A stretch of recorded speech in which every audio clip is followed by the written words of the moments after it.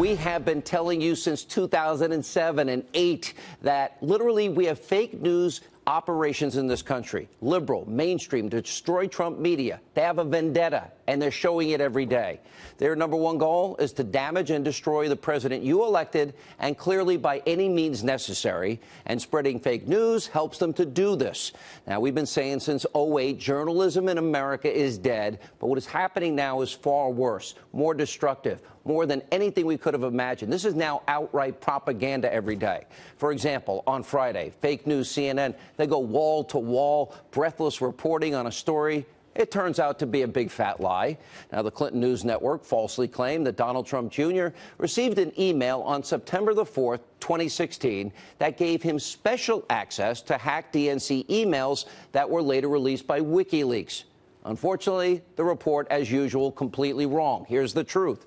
The email that was sent to Donald Trump Jr. was actually dated September 14th, not 4th, 2016, which is the day after WikiLeaks put out the DNC documents. Now, fake news CNN, they hyped the story as the big smoking gun about Trump and Russia collusion and claimed they had not one but two sources verifying this false claim. Take a look at CNN's original fake news reporting. CNN has exclusive new details about a message sent in the final stretch of the 2016 campaign offering access to hacked WikiLeaks documents. This email on September 4th, 2016 was sent to Donald Trump, then candidate Donald Trump Jr., and others in the Trump organization. The timeline is important here because on September 4th, that was months after the DNC was hacked and after their own emails became leaked. And it was a month before Clinton campaign chairman John Podesta's emails were leaked by WikiLeaks. If this was an attempt to give stolen emails, hacked emails to the Trump campaign, and the Trump campaign acted on it, you would have an argument that they were then in possession of stolen property, property they knew to be stolen. Right. Now, that can be a crime under federal law. It clearly can be a crime, by the way, under New York law. Crime. No, not quite. Now, it didn't take long for the rest of the sheep in the liberal press, like Conspiracy TV, MSNBC, to take CNN's fake news and spread it to their Trump-hating audience. You can't make this stuff up. Watch this. This is coming into our NBC newsroom right now. Congressional investigators are trying to figure out who sent an email that gave Donald Trump, his son, and others a decryption key for hacked WikiLeaks documents. This was about September 2016, right in the middle of the campaign, when WikiLeaks was putting out some documents, hadn't put out other documents. Remember, the Russians had hacked the Democrats and handed this stuff over to WikiLeaks. It goes to the heart of the collusion question, right? Because WikiLeaks was essentially acting as an agent of Russian intelligence, publishing hacked emails that hurt the Democrats and helped Donald Trump. So fake news CNN story about Donald Trump Jr. and WikiLeaks, it was a lie. In fact, CNN's report was so outrageous, other news outlets started calling them out, even the Washington Post. That gets interesting.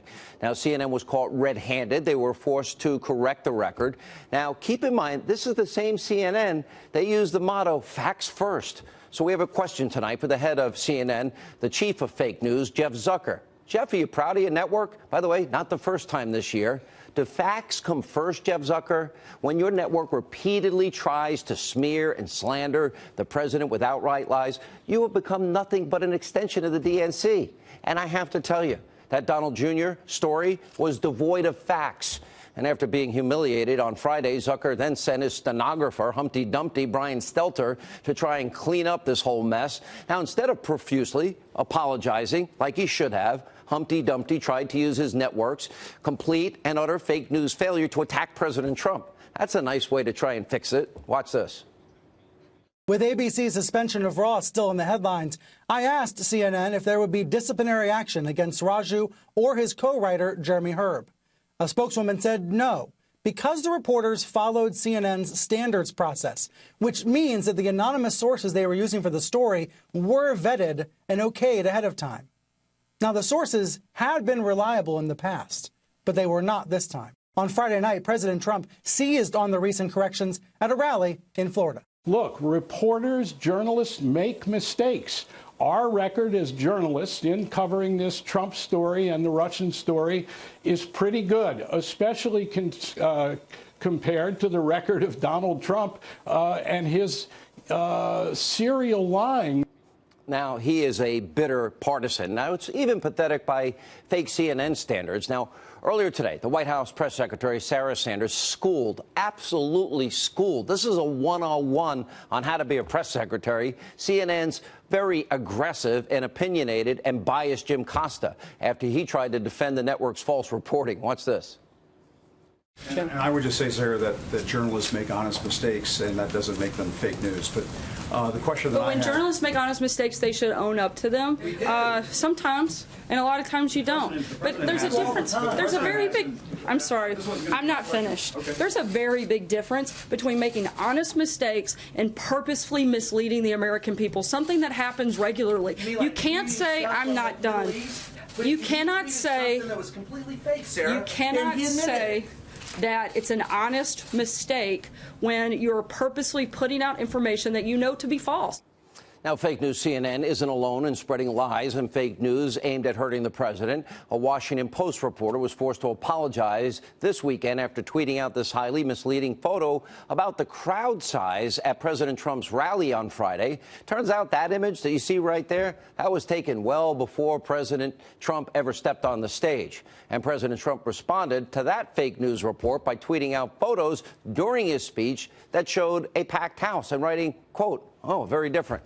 At Dave Weigel over at the Washington Post put out a phony photo of an arena empty hours before I arrived at the venue with thousands of people outside on their way in. Real photos now show, as I spoke, packed house, many people unable to get in, demand apology and retraction from fake news Washington Post. The president added this, quote, "Dave Weigel of the Washington Post just admitted his picture was a fake, a fraud, showing an almost empty arena last night in my speech in Pensacola, when in fact he knew the arena was packed, as shown also on TV. Fake news. He should be fired."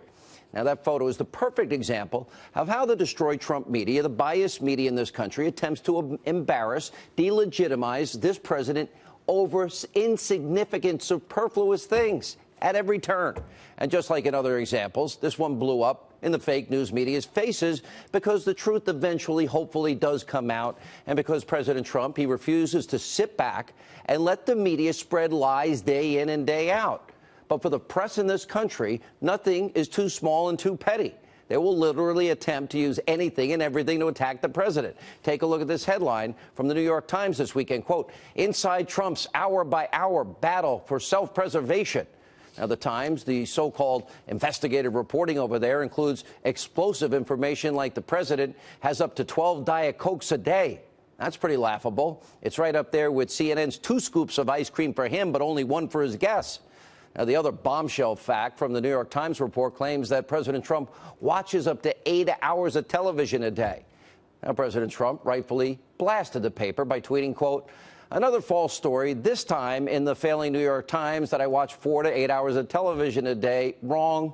Also, I seldom, if ever, watch CNN or MSNBC, both of which I consider fake news. I never watched Don Lemon, who I once called the dumbest man on television. Bad reporting. The media in this country has a massive credibility crisis." Look at the headline, recent Politico Morning Consult poll. 46% think the media make up stories about Donald Trump. The American people don't trust the media anymore, and nor should they. It's because they're constantly, regularly peddling an agenda and fake news. Now, here's another couple of examples.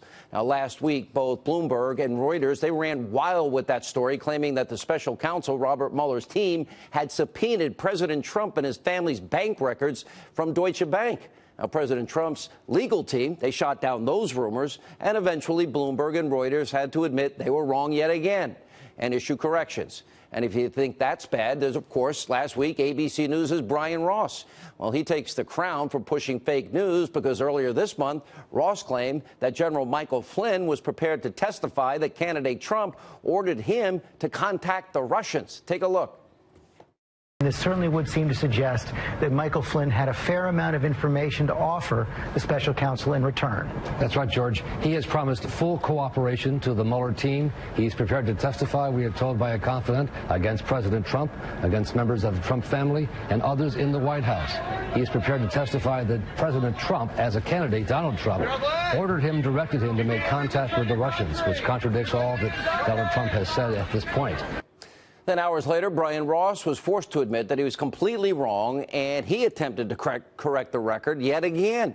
This is an epidemic. Watch this. David, a clarification tonight on something one of Flynn's confidants told us, and we reported earlier today. He said the president had asked Flynn to contact Russia during the campaign. He's now clarifying that, saying, according to Flynn, candidate Trump asked him during the campaign to find ways to repair relations with Russia and other hotspots. And then after the election, the president-elect asked him and told him to contact Russia on issues, including working together to fight ISIS. By the way, he's suspended and is no longer allowed to cover President Trump. Shocking. Now, there's obviously a huge difference between Brian Ross's original report and what actually happened. That's why he got suspended for 4 weeks without pay, and he's been banned from reporting now on the president in the future. You would think with all these fake news embarrassments that maybe the media would end this hysterical and breathless ongoing daily reporting of the president and maybe just focus on facts and trying to get it right, supposedly for consumers of news. Here's the thing. The Destroy Trump media, they have been getting worse and spreading more lies about Donald Trump since the minute he decided to run for president. This is not going to change. Mainstream media has now taken a point of almost zero accountability in reporting fake news. Now, Glenn Greenwald from The Intercept sums it up perfectly with this headline, quote, the U.S. media suffered its most humiliating debacle in ages, now refuses all transparency over what happened. Now, the media's hatred for the president is so profound and so extreme that nothing else matters to them. They don't care about the truth. Now, think about that. They don't care, or being fair, or being balanced, not biased. And by the way, we've been saying that the press is fixated on taking this president down. I believe that to be true. That's their shared mission. It's precisely why President Trump is calling this a concerted effort and a, quote, stain on America. And in that sense, the president's right. Members of the mainstream media, they're just an extension of the DNC, and they're fraudulent. Now, they're rigid, they're radical, left-wing ideologues. They masquerade. They call themselves journalists. They're not journalists. They think they're keepers of the truth. The press, remember, got caught colluding with Hillary Clinton in her campaign, and they've been doing everything possible to inflict maximum damage on the president you elected, regardless of whether it's true or not. Now, everything we've just shown you proves all of this. Now, the truth, facts don't matter to the media. Let me put it more simply. They are morally bankrupt. They have an agenda. They don't care about the truth. The agenda is the Democratic Party's agenda, the Clintons' agenda.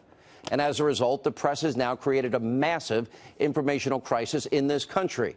And by the way, they are doing a tremendous disservice to all of us.